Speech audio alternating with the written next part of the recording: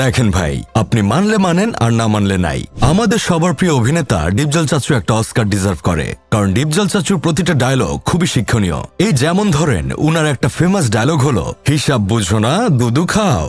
উনি এই ডায়লগের মাধ্যমে বুঝিয়েছেন, আপনি যদি হিসাবে দুর্বল থাকেন, মানে অঙ্ক ভালো না বুঝেন, তাহলে দুধ খান, কারণ দুধে আছে প্রচুর পরিমাণে প্রোটিন, যা মানুষের ব্রেন বিকাশে সহায়তা করে।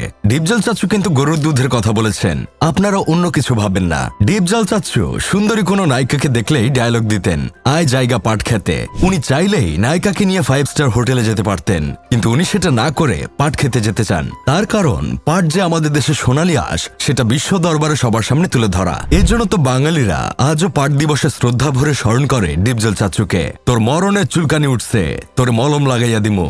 ডিপজল চাচুর এই ডায়লগের মাঝেও একটা শিক্ষণীয় বিষয় আছে। চুলকানি খুব খারাপ জিনিস। চুলকানি হলে সেখানে সময় মতো মলম না লাগালে ইনফেকশন হয়ে যায়। ডিপজল চাচু এই ডায়লগের মাঝে গোপনে এই মেসেজটা দিয়েছেন, যে মানুষের প্রতিটা ডায়লগ শিক্ষণীয়, সেই মানুষটা তো একটা অস্কার ডিজার্ভ করে। তা ভাতিজারা, আপনারা কি বলেন?